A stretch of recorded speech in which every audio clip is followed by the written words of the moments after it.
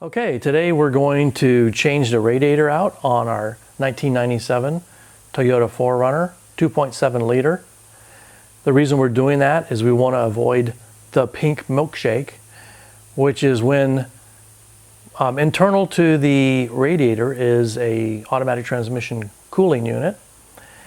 And over time, they can sometimes crack, break, or get corroded through to the point where that radiator fluid leaks into the automatic transmission, turns it into a pink milkshake, and ruins the transmission. If you're able to find one, it's going to be very expensive, or to rebuild it, it's going to be very expensive. I did an internet search and I saw one that was around $4,000. Well, I don't want to have that happen, so I want to proactively change the radiator out before we end up creating the pink milkshake. So to make sure we don't have it already, I'm going to reach in here to the transmission dipstick, pull it out carefully, put it against a white cloth here, and you'll see the transmission fluid is nice and red colored.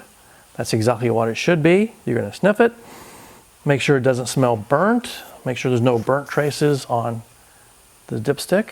Everything looks fine, so we're okay to proceed. So what we're going to do here is we're going to measure this radiator to make sure it's an exact fit for the one I got from Toyota. So I ordered the OEM radiator from Toyota, but sometimes within model years there's slight changes or whatever, and I want to make sure it's an exact fit because this is a very difficult task to get out. So I have the Toyota parts over here, the Toyota radiators in this box. I ordered it from my local Toyota dealer, and I have the hoses that are from Toyota that go between the automatic transmission and the transmission cooler that's built into the radiator. So what I'm going to do is open this box up, and then I'm going to make measurements against this radiator versus the existing radiator. And again, I want to make sure it's an exact duplicate fit before I start trying this job. So I'm going to do that and we'll come right back. Okay, so we'll open the box up here, and here's our new radiator. Looks all nice and shiny and new. One thing I like is the fact that it has a new petcock drain plug already with it, so I won't have to worry about replacing that. I see that there's plugs on the transmission cooling portion. I'm going to leak check this before I install it to make sure that there's no leaks. I'm sure the factory did it, but I don't want to get into this job and end up having a problem. And again, I'm going to make all the measurements with this radiator to make sure it's an exact fit for what I'm taking out. So I'm going to do that and then I'll come right back. All right, so I verified that this radiator is the right sizing. Looks to be exact replacement, but because I'm kind of a little worrywart, I want to make sure everything's exactly correct. I want to leak check this transmission cooler part to make sure it doesn't have any leaks. So I'm going to use a Mighty Vac hand vacuum checker and pull a vacuum on it and check for my leak back, and I don't have any leak back, so that means it doesn't have any leaks, so that's good. So now we're okay to proceed forward with this operation. So I'm going to put this back on and I'm going to start removing the old radiator. So the first thing we're going to do is we're going to have to remove the fan and the shroud. Now on this engine, I've never done this before, so I've got to figure out how to do it. So one thing I figured out already is I'm going to have to move this pipe out of the way. It's attached to the shroud. But since it's flexible on both sides, I think it should be fairly easy. So I'm just going to take these two bolts out first and see if I can set this aside. So I'm going to do that and then we'll come right back. Okay, I removed the two bolts from here and here. And what I'm going to do is pull this back and set it aside. It looks like I can just sort of clip it right in there temporarily. I always like to put my bolts back where they came from so that way they don't get lost. So I'm going to do that. And then the next thing I'm going to do is there's some bolts that hold this fan to this pulley here. I'm going to remove them, get the fan loose, and I'm going to remove the shroud at the same time and see what I'm going to have to do to get the whole assembly out. So one thing I can see is I'll have to remove this hose, but I don't want to remove that yet. So we're just going to get this done first and then see what I have to do next. Okay, there's 4 nuts on that hold this fan on, so I have them all loose, and I'm going to remove all 4 of these, and then the fan will be loose. So I'm going to do that, and then I'll show you what we're going to do next. Okay, at this point I took the fan loose. There's really no way to get it out of here because it has a clutch attached to it. I'd have to disassemble it, try to get it out. We're not going to do that. I took the fan shroud loose. It had 4 10mm bolts, 2 on each side. I took those out, temporarily put them into the new radiator. I also did take the power steering belt loose just so I could get in here and work a little easier. So right now I'm basically ready to start removing the fluid from the radiator and then starting to take the radiator out. So one thing I want to do is I'm going to take the transmission lines loose first, and I want to capture every bit of that fluid and measure it very carefully, so I put the same amount of fluid back in.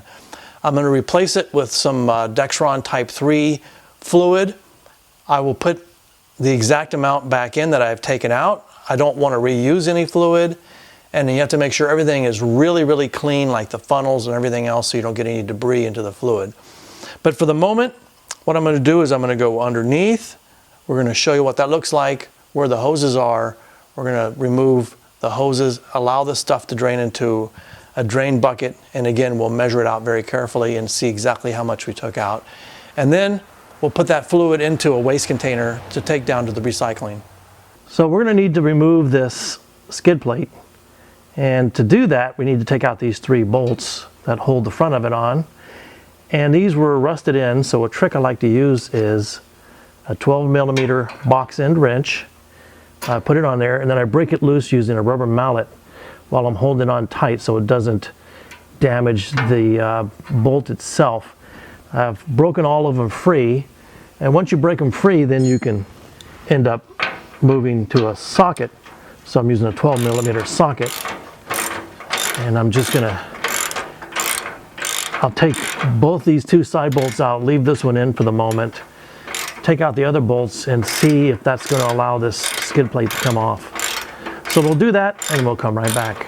Okay, in order to gain access to these 2 transmission cooler lines, which go from the transmission to this cooler that's built in here to the radiator, we have to take the whole pan loose. So to do that, I took the 3 front bolts loose, as I showed earlier, and then I ended up taking the whole back piece loose and just sliding the whole thing back out of the way. So now I have room to work up here. And what I'm going to do now is I'm going to disconnect one side first and let some of this fluid come out. I'm going to catch it all in this catch tray here. And then I'm going to take the other side loose, catch the fluid as much as I can, and then I'm going to use some compressed air and blow some air through one side so that any residual fluid that's in here gets dumped into this pan, and I can capture it and measure it and see how much we're taking out, so I can replace the same amount with Dexron 3. So I'm going to do that next, and I'll come right back. Okay, what I've done now is I've put some bolts in these hoses. I let them drain, and I put some bolts in them, and I want to try to catch all the fluid in this reservoir here, so I'm going to use some liquid air to see if I can force anything out. So let's see what happens. Whoa, we got quite a bit out. I'll try a little lower pressure.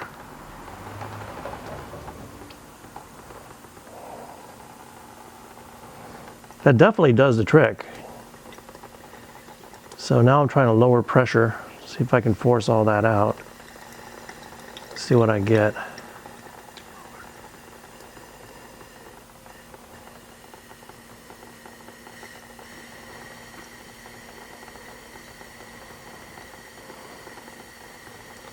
I'm definitely going to have some spillage, but well, I guess that's okay.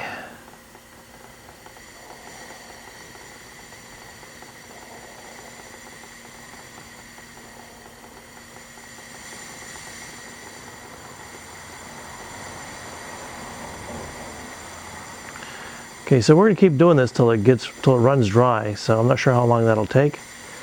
So we'll do that and we'll come back. Okay, let's review what we've done so far. So far, we've moved this hose out of the way. We've taken this hose loose. We've taken the fan shroud loose and just pushed it back.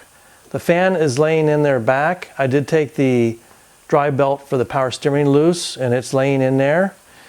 We've drained the fluid out of the transmission cooler portion of the radiator and we've measured it out. And not very much came out. I'll show you that later. It's a very small quantity. So now I'm ready to remove the fluid out of the radiator itself. This is always a little messy, so I'm just going to get under there and do the best I can. So what we're going to do is we're going to get the camera set up to show you what I'm going to do, and we'll do that next. Okay, so this part here is the petcock to drain the radiator fluid. And it would have been nice if Toyota had put like a little pipe on here so that you could actually put a hose and drain it into something without making a mess. So what we're going to do is we're going to open this up slowly and we're going to try to catch the liquid. There we go, and it's splattering everywhere. Yay! So I'll try to turn it down to where it's coming out a little slower and go get cleaned up where I just splattered myself. And then we will come back and take the hoses off and I'll show you what to do next. Okay, we've drained the water out of the petcock, so everything's out there. And I noticed this lower radiator hose has been leaking.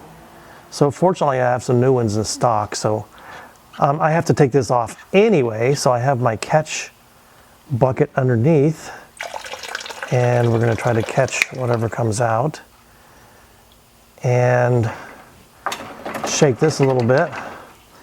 And what I'm going to do is I'm going to take the upper radiator hose loose, see if any more liquid comes out, and then I'll pull the radiator up through the top, take it outside and hose it down and put it in the trash. Unfortunately, our recycling center won't take any car parts, even though there's some good metal that could be recycled on here. So probably we just have to pitch this in the trash. I'll put new hoses on and then we'll start reassembling from there, and I'll show you how to do that.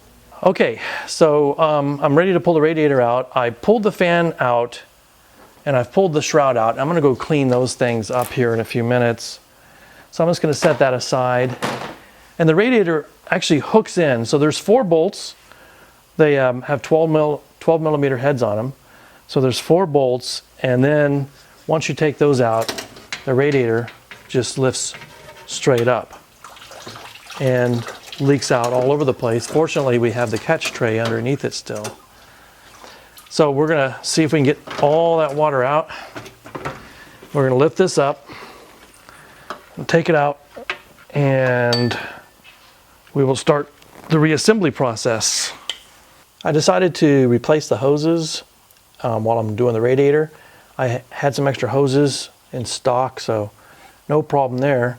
Only problem was when we took the hose off of here, this had quite a bit of calcium buildup, which surprised me since I changed my fluid out every year or so. So what I've done is taken a razor blade and scraped the calcium off carefully and then Scotch-Brited it. But it's a little pitted, so I'm going to take some Permatex gasket sealer. Really don't like using this stuff normally. And I'm just going to put, this stuff's non-drying, it stays tacky. So I'm just going to put a little light coating on here so that when I put the new hose on, it'll, any pits and things will kind of be sealed up. That's all I'm worried about, is just keeping water from leaking by the little pits. So I'm going to put it on something like that, and then I'll install the hose. And this particular hose goes like something like this, has a little protection on it there, and it should just slide right on all the way to the stop. And then it has a yellow mark on there which should align with this mark right here. And so then all I have to do is move this clamp up to over here and we should be finished with that. So I'll do that, then we'll start to install the radiator. Okay, I took this upper radiator hose off and I found the same thing, a little bit of calcium buildup here. I scraped it off with a razor blade as best I could and used some Scotch-Brite on it. It's really hard to get off without taking that whole assembly off. And as I did on the other side, I'm just going to take some number 2 gasket or Forma gasket. It's Permatex. Again, all I'm trying to do is just put a thin coating on here to keep any of the pores from leaking when I put the new hose on. So when I put the new hose on like this, so I'm going to do that and then I'll come back. My hand's too dirty right now to put it on. Okay, we're about 3 hours into this job. Now, Toyota or somebody could do it much quicker because they're not going to clean all those things and they're not going to do a first-class job. They're just going to kind of get the job done as fast as they can and get on to the next car because that's how they make money. That's why I do all my own work myself. One thing I wanted to point out is if you look over here, you'll see where we took all of the antifreeze and we put it into containers that we're going to take down to the recycle center.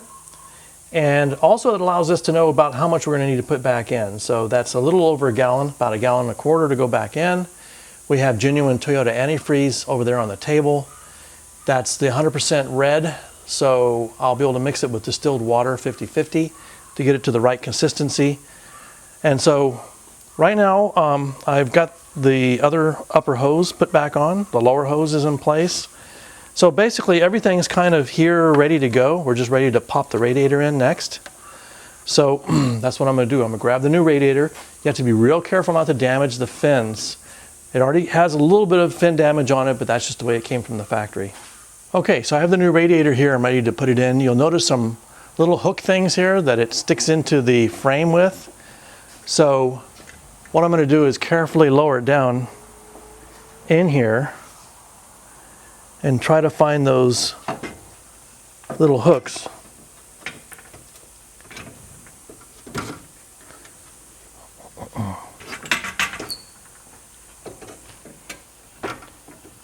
And I'm going to guess it's right there and there. So with that in place, I'll go ahead and put those 14mm bolts back in, and I'm going to use some Loctite, medium grade Loctite that's non-permanent. So I'll attach those. I'm just going to hand torque them. I don't have a torque setting, but it's not going to be very tight, just snug, since I'm using some Loctite. So we're going to do that, and then we'll see what's next. Okay, I put the 4 bolts back in that hold the radiator in place. I've only hand snugged them so far. I may have mistakenly said 14mm earlier. I meant 12mm. So I'm going to use this special tool I have to install and tighten those up. This it's a flexible socket, so it allows me to get into these real difficult places through the grill here. So for example, this one here, I'll put the flexible socket on it and I'll snug it up here. There we go. So again, I don't know what the torque setting is on this. I'm going to give it about 10 or 12 foot-pounds of torque, just based upon my experience. And I've got to find a way to get into this other one here. It's off to the side as well, so the flexible socket comes in handy. Okay, so I'm going to tighten it up. I'll do the same thing for the other side, and then we'll figure out what's next. Okay, now I'm ready to install the shroud and fan. All I really want to do is get them in there so that I can put the hoses back on. So I'm going to have to kind of feed this in like this and see if I can't get it all through in there. So far, so good. I'll let the fan sit in the shroud for the moment. And then I already put some Loctite on my bolts that are going to secure the shroud here to the radiator. So I'm going to get those started by hand. And again, I put some medium strength Loctite on them.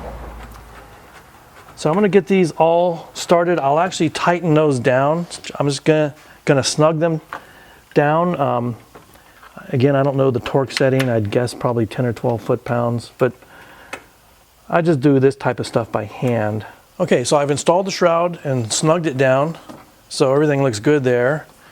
Now I'm ready to install the fan, so it's gonna go on here. Has to be turned till it goes on. So I'll have to find the holes and line it up. And then what I'm gonna do is I'm gonna put the nuts on with Loctite and tighten them down as well. So I'll do that and then I'll come back and show you what we're gonna do next.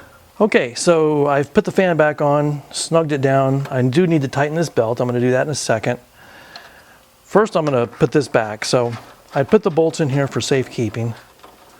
So I'm gonna take them out, kind of set this into place. Take some of my medium strength Loctite, put a drop on each bolt,